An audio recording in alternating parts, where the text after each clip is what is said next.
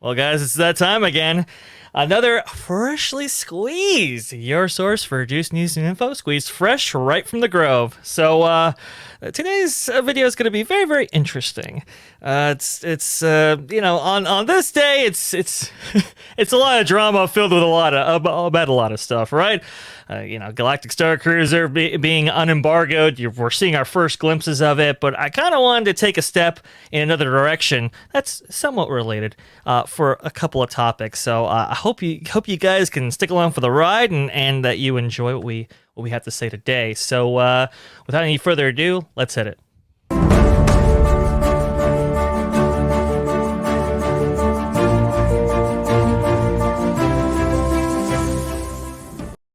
Welcome back. Okay, so let me start out by introducing our panel today, and we'll get started. To my would it be my right? My right?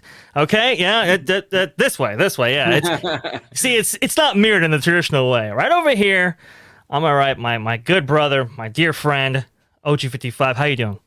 I'm doing fantastic. Thank you, Dre, for having me on this freshly squeezed. Hold on. I got to drop it on you guys.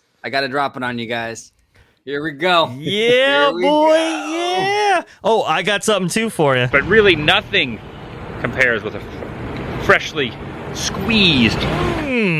Our great YouTuber Adam the Woo, which actually corresponds with some of what we're talking about here. But when I heard that, I had to grab it for the show. So I don't think I'll mind.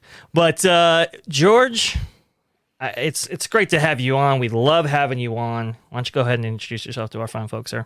Absolutely. Well, as Dre had mentioned, I'm George, the Disney Family Man 23. You could find me on YouTube, on Twitter, and just having a good lengthy Disney conversation, because I'm for sure by now you all know my thoughts and opinions on this damn Star Cruiser. So, yeah. Well, it's somewhat related, and we'll kind of get into that because right now we're talking about value, price, and maybe some exploitative practices that are going on in the Disney company when it comes to these theme parks. Fellas, I was thinking about this for a long time, and really, I mean, what we're seeing right now in the parks right now, we're seeing the nickel and diming of a lot of different items, the parsing out of previous services that were included, and I think that's starting to have an effect on people's reception to this place that we love so dearly, whether it be Disneyland or Walt Disney World. And I kind of wanted to get your guys' reaction to, have you guys experienced, I don't know, have you guys seen online inflated wait times to a degree that maybe surpassed even the Fast Pass days? It seems to have taken off right when Genie Plus was launched. And do you feel that's kind of deliberate at all? OG, I'll start with you.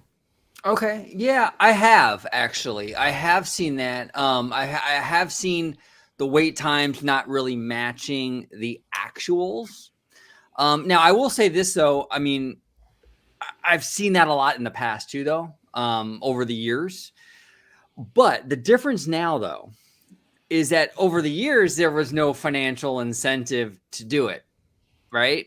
But now there is a financial incentive to do it. If the wait times are, longer, it kind of, it incentivizes people to get on board this Genie Plus thing, right? Mm-hmm. So it's a different set of circumstances than it was 3, 4, 5, 6 years ago. Yeah. So I don't want to say definitively that Disney is purposely trying to inflate these to bolster their Genie Plus numbers, but I will say where there's smoke, there's fire as well. I mean, there's obviously a financial incentive for them to do this, right? Right. Like, if you see a 3-hour wait, you're more inclined to be like, hey, you know what? Yeah, screw it. I'm just gonna do Genie Plus. I'll pay the $20 and just do Rise of the Resistance. Screw it, So I do think there's an incentive there. I can't say definitively if they're doing that. I mean, because that is kind of that's pretty bad. If it is a conscious thing where they're purposely trying to inflate these numbers, I mean, you're skating on some like class action territory. Potentially, yeah. So I don't want to go too far and kind of accuse them of something that I don't know for sure. But I mean, there is incentive. There's a vested interest in keeping these standby lines longer to push people or funnel people into that Genie Plus program. So I mean, it definitely is something that I'm kind of like, For sure. George, what do you have to say on the subject? Yeah, I definitely agree with OG. I've been keeping up a lot on the wait times lately through the apps at both Walt Disney World and Disneyland, because I just like to check, day for day. Do you start to see a pattern? Whether it's, the certain month or certain day of the week or certain time of the day of the week, and maybe the launch of some entertainment offering or some other attraction. Yeah, and frankly, recently, I mean, again, in the month of February, which is usually what they called quote unquote off season, I mean, it's really not really showing as an off season right now, because as I had mentioned to you fellas before, the Astro Orbiter 75-minute wait. I have never seen the Astro Orbiter ever, even in the highest summer months, at 75 minutes. And it's one of those things where it's like, I'm so very sorry, fellas. This damn train, again, I swear, it knows me like back freaking radar when the toot its horn. I'm so very sorry.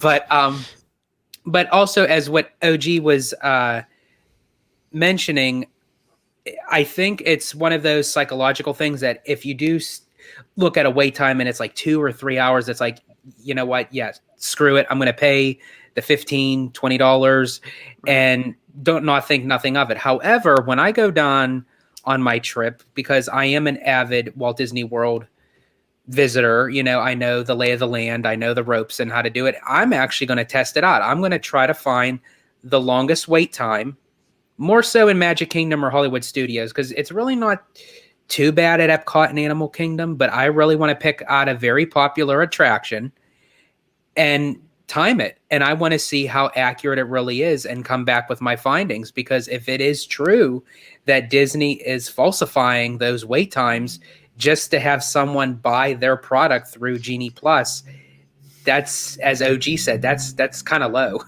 Well, and here's the thing. It all comes down to incentive, right? Like here, I'm a big DoorDasher. I work from home. I do the YouTube channel, but I also have a 9 to 5 where I work from home. So I utilize DoorDash a lot. I'm a DoorDasher. I do it all the time. But here's the thing with DoorDash. If you at home use DoorDash, you'll notice this. When you put in your order for DoorDash, you have to enter in the tip for the Dasher upon making your order. Before I even know if the Dasher is any good or not, I have to tip them, right? Yeah. So the Dasher already gets their money, their tip, before they even deliver my food. Mm-hmm. So there's no incentive for the DoorDasher to provide exceptional customer service and get me my food as fast as possible, because they've already got their money. Yeah. The same thing kind of applies here with Disney. There's no incentive for Disney to speed up that standby line if it's going to encourage more people into the paid Genie Plus Fast Pass or Lightning Lane service. There's no incentive. And that's the thing, there's no incentive to move the line through if the longer line means cha-ching for Disney. Right. And there's really no incentive to add things like maybe more hours. Like, I know Walt Disney World is complaining about this a lot, where it's like, man, Animal Kingdom closes at what? Like, maybe 8 o'clock in the summer. Is that right, George? Or maybe even shorter than that? Yeah, the summer months, they close later on, like around 8, 9 o'clock. Now, I do know it used to extend even more when they had Rivers of Light, because they used to have 2 showings of that. But being that, we replaced it with Kite Tails, woohoo, it's like, it's, I think it's back now to like 8 p.m. But I think as of right now, they're closing around like 6, 7, depending on the day. Right. And there's and that really tells you the real importance of having a nighttime entertainment offering. You can extend those hours even further to get that kind of second bite of the apple, which is, maybe people come in for, breakfast, or most people come in for lunch, and then come in for, stay till dinner in order to, ride it out in order to see that entertainment offering at night. But there's not much incentive to keep these parks open later than that, which is for them, it's like, oh yeah, well, we'll just keep the hours short, and then that way you got to buy another day if you want to experience the rest of this park has to offer, or any to that effect. But then you see, when we come back into the park situation, when you're actually there and when you're actually trying to go on these different attractions, I mean, it's very interesting. I mean, I've told about that. I've talked about that story where at Radiator Springs Racers, where on a busy Saturday at DCA, which is already kind of a supply limited park when it comes to attractions and offerings, they were running at not peak efficiency for that attraction. They were only loading, maybe I think it was like 75 or 80% of the cars that they had. And that was just bizarre. Even though it was Saturday, even though it was very busy, it's almost like you're incentivizing that Lightning Lane purchase for that. It's an individual Lightning Lane purchase that they are selling right now. And that's what they're doing even with the Tower of Terror. Now, I know that they're saying that they're working on the maintenance of the second elevator at Hollywood Studios, but Disney's going to take their good old time to get that fixed. They're only operating with one elevator as to say, why not utilize this to our benefit and squeeze more money out of the guests? Because the last that I checked, the Tower of Terror was up to 170-minute wait. Wow. And George, I just want to clarify. You said elevator? Elevator, yes. Okay, just want to make sure. So there.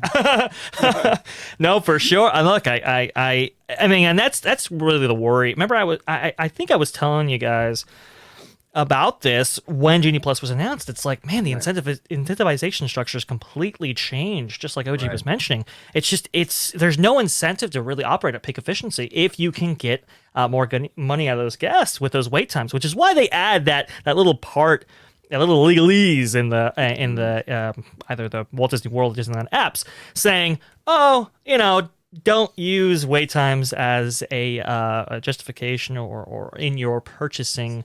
What is it? When you're considering purchasing, don't use that in your consideration. Sorry, messed it up. But you understand what I'm getting. Yeah. They kind of know that they're doing this, and it's very interesting because it averages out, between any day in the parks to about $15 per hour that you're spending just to be inside the park. So on a consumer's end, it's like, well, anything I can do to retain as much time as possible to kind of make the most out of that $15 that I'm spending just to be in there, maybe I will. So for example, if it's 15, 30 minutes for a wait for one attraction, maybe that's not worth it. But for another where it's, maybe over an hour, 170 minutes, like you said, maybe that becomes absolutely worth it for them. Right. So Disney understands that as well. And I just think when you see these inflated wait times, and it's interesting to see which attractions that we're seeing some of this stuff actually take place on, I don't know. I think the desire for profit is just too great. Well, and you know what, Dre? I mean, look, the days of free fast pass are over. Those days are so gone, dead, buried. There's no way Disney will ever go back now to free fast pass, because we saw with the last quarter, Chapek was talking about how many people are signing up for this Genie Plus thing. They're making money where they never made money before. And even if it's only a small percentage, even if only 1% of the guests were signing up for Genie Plus, that's 1% more than they were before, because it was zero before. Right. There's no way they're ever going back to the old system. There's no way. True, but it looks like they are going to be modifying some things. Now, George, I believe you shared this in the chat, where they're modifying third-party sales of Genie Plus as added on to packages through third-party sellers. We saw just yesterday, actually, that they placed previously individual Lightning Lane purchased attractions. I think it was Mickey Minnie's Runaway Railway, Space Mountain, and a couple of others, and Frozen Ever After, and then included that back into the a bulk Genie Plus purchase and not making it individual anymore, which tells me they they require that supply back for one, but two, I don't think they're satisfied with this system and how it works either. Like I said before, 50% is a lot. Anytime you get over 35%, it starts becoming less of a value even for the people who are actually purchasing it. And from what I'm hearing from the surveys are like through the floor. Like nobody is satisfied with this product, at least at Walt Disney World. Might be a different story at Disneyland, but at Walt Disney World, they're like, whoa, we did not necessarily expect this reaction. And that's what happens when you oversell. Now, Dre, can I ask you, because we had this conversation a while back, I don't know if you can recall, but we had mentioned at some point that when it came time for when Tron was eventually going to be operating, that was going to be obviously an individual lightning lane, for which could that be a sign as to why that they pushed Space Mountain into the regular package as far as the $15 to kind of leave that open for Tron? That is a possibility. That is a possibility that they did that. I would think that when Tron came on, maybe something else goes off to make that switch even more profoundly. So I believe a Lightning Lane purchase right now is at Ratatouille. Is that am I Ratatouille for Epcot? And they had it for Frozen Ever After, but now that's going to be. So I wonder if they're just choosing one attraction per park. That's what I'm kind of thinking. That's the way it is at Disneyland. We only have one attraction that has Lightning Lane in each park, and I think that might be the thinking going forward, simply due to capacity and for value. Especially if they raise the price, value is going to be now a different story. Because I think you have to limit access in some way, and raising the price might do that. Yeah, because with Animal Kingdom, Flight of Passage was the only one, to my knowledge, that had the individual lightning lane. Right. And that was the only park that was not included with changing an attraction to the regular basic $15. You can get a fast pass, because Flight of Passage is the only one. So being that Mickey and Minnie's Runaway Railway is now part of the 15, that leaves it open just for Rise, and then Magic Kingdom, Space Mountain for Tron, and then, as you had mentioned, for Frozen Ever After because of Ratatouille. OG, go ahead. I think you were going to say something.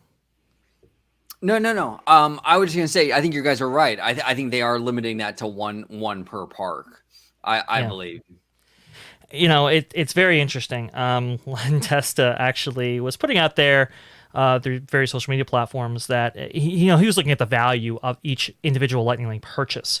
And seeing whether it was worth it or not. And he was very vocal about it is not worth it for the rides that were recently excluded from individual Lightning Lane purchases and placed on Genie Plus. So it looks like Disney is looking at the numbers, the surveys, maybe even the merge points to make it even more efficient. The merge points has a huge effect on these things. For example, Indiana Jones Adventure, I know that temple holds like 30 minutes worth of queue. So if you don't see anybody outside the temple, well, it's going to be 30 minutes no matter what. You can use a Genie Plus on that system, right? But it wouldn't be worth it at that point, simply because there's nobody out there. Really, you're bypassing that line outside until you get in. Whereas Rise of Resistance, that's a much different story. The merge point is right before you meet Rey. So it's all of these things. And I think we're getting back to the days of like, wow, it's really, you had to take all this into account before booking your trip and doing all this research, and now it's $15 or $20 per person. That's a big deal for a lot of people. Well, it changes the physicality too of the parks. Even like we talk a lot about like the virtual end of it, but the virtual end of it kind of affects the physicality end of it too, because like when you start implementing these services, these front of the line passes, the boarding passes, the lightning lanes, and all this stuff, these virtual programs, you're diminishing the need for these really long queue. Like, look, when they built Indiana Jones Adventure, Tony Baxter and his team, created this extensively long labyrinth you have to go through to get to the attraction. Because they understood that people had to wait in these long lines. Yeah. those days might be over. These extensive queues where Disney is building these long, extensive queues might be over because they don't really need them anymore. With all these virtual ways around it, the waiting, the boarding groups, and what have you, it changes how even Imagineering builds the attraction. It's fascinating. Go ahead, George. No, yeah, I agree. It's almost like it became a dying art form, so to speak, where Imagineering wanted to have, activities and hands-on things, like when you're going in through the attractions, like you had the when you go through Space Mountain, you have like those blasters, on the big screens, and then with Seven Dwarfs Mine Train, you have like the little mini games, and then Winnie the Pooh, that god awful honey wall, or as I like to call it, a virus on a platform, So it's but Verona.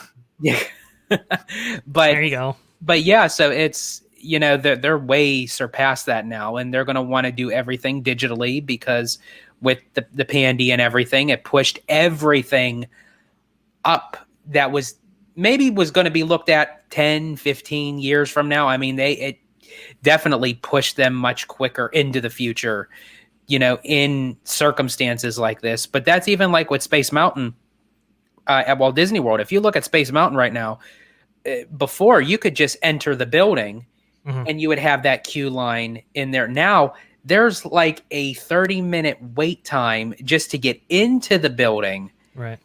And it's like, so when you look at that, you think, okay, again, there's the incentive to say, let me purchase Genie Plus because we're not even in the building yet, and look at the line.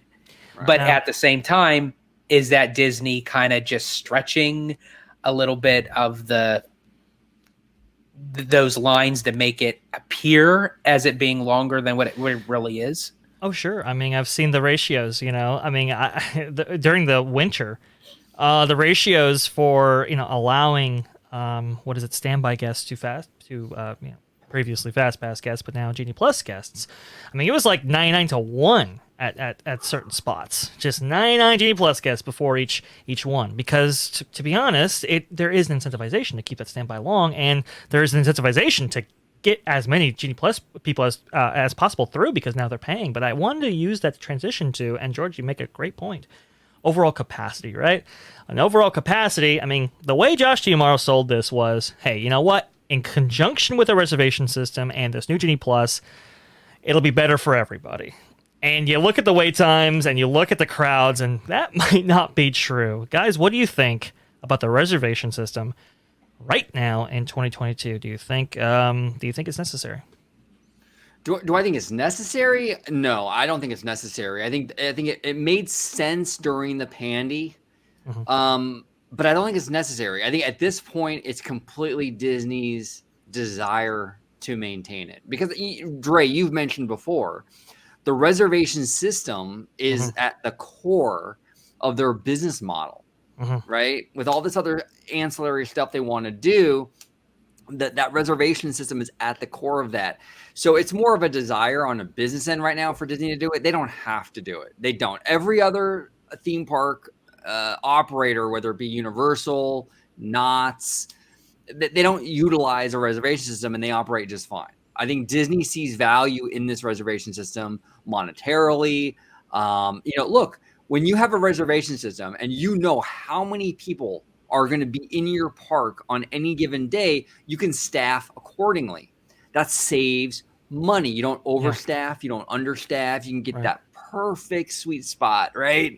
You know exactly where you're at on every single day.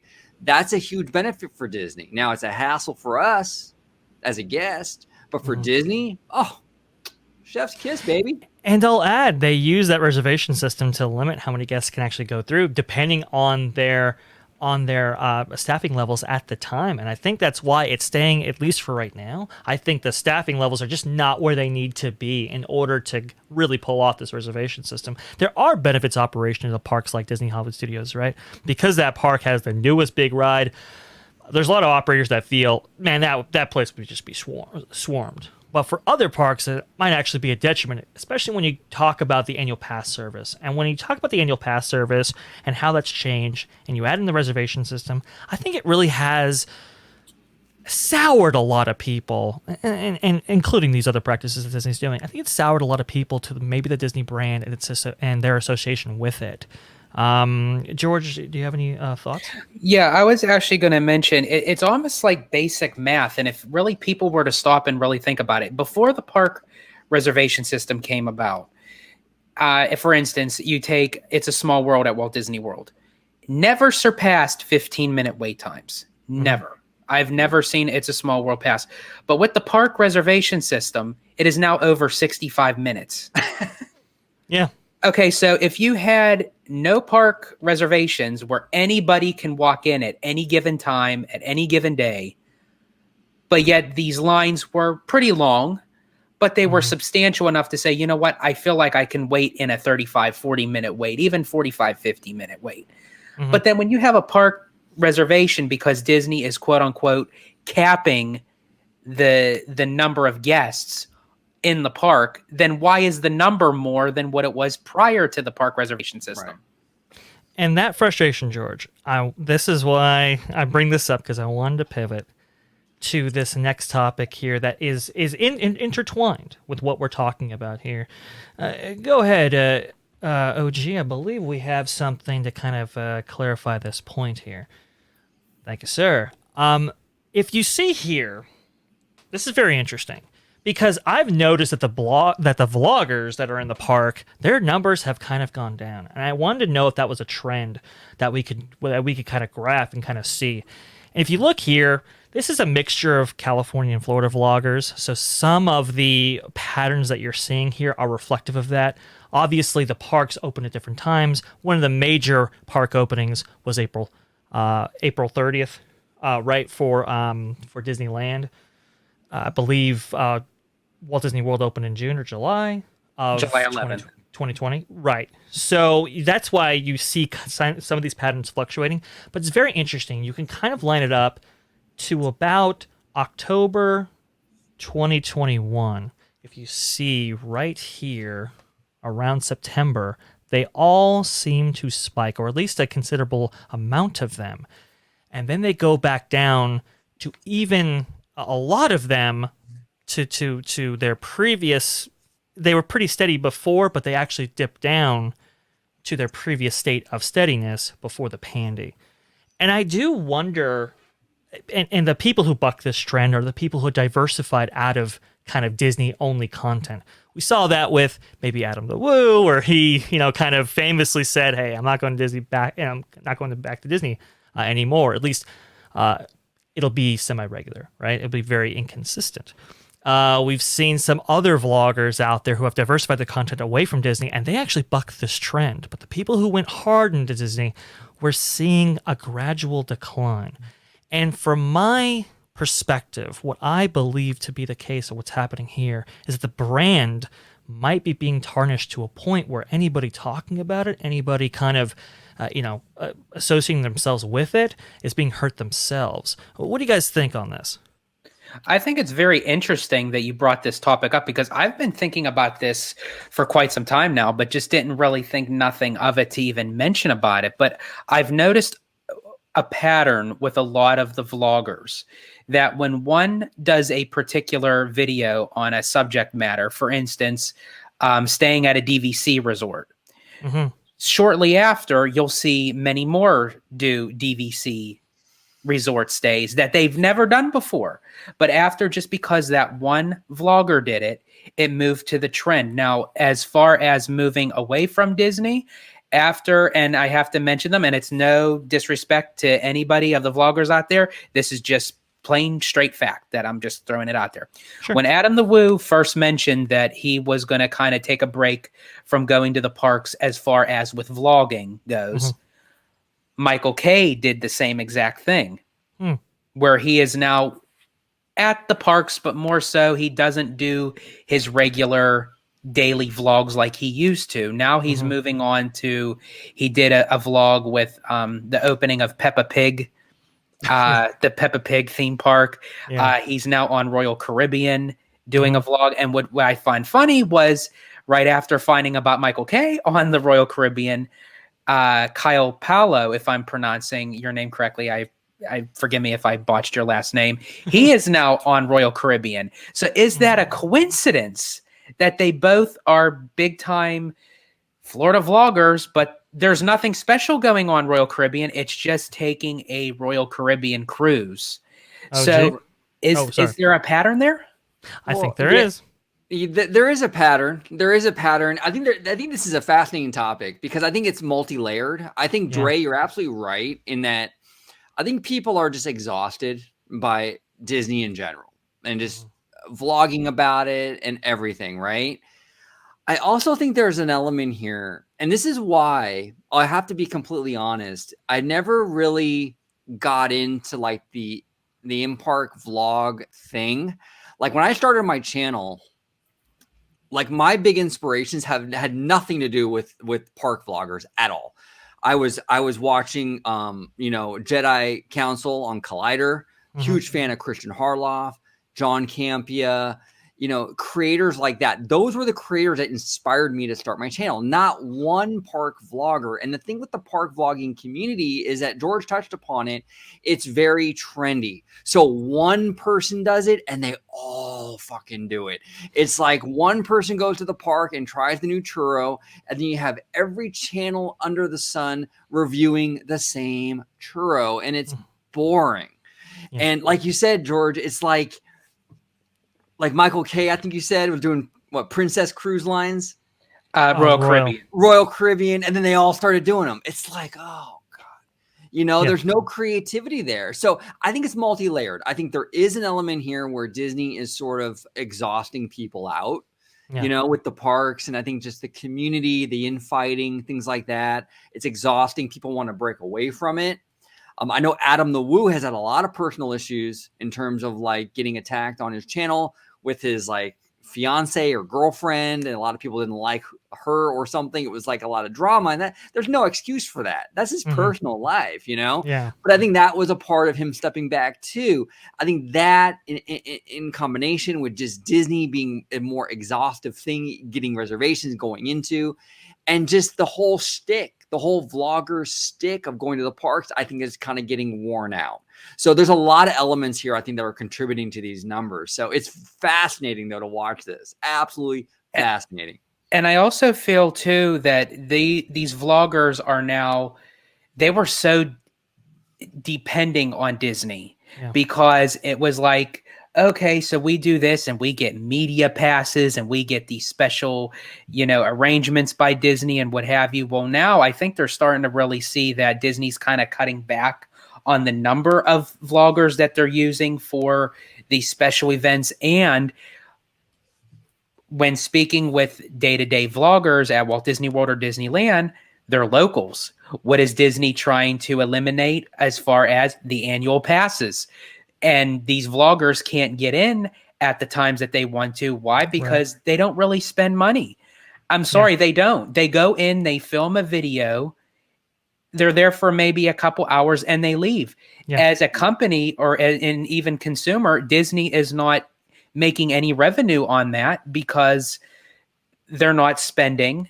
They're more so there for themselves to make a video because that's their source of income. But it's not really doing anything for Disney. No, it's not. Yeah, go ahead. Go ahead. Well, I was going to say, no, it's not. And the thing, too, is I see a lot of vloggers bragging about, I'll never do the upcharge events, and I bring my own food into the parks and this, that, and the other. And that's exactly why Disney is, like what George was just saying, that's exactly why Disney is trying to separate themselves from that whole locals market, because that locals market, like you said, George, they go in for 2 hours, they watch fireworks, they bring their own lunch or dinner, and they leave. Right. That doesn't do Disney any good, because at that point, you're a body in the park taking up space. Hate to say it, but that's the truth, where you're taking up a spot for a person who could have spent 3 and 4 days there from Oklahoma and spent a lot more money. And so that's definitely an aspect. Absolutely. It is the harsh reality of that kind of business, right? You have such a supply limited business.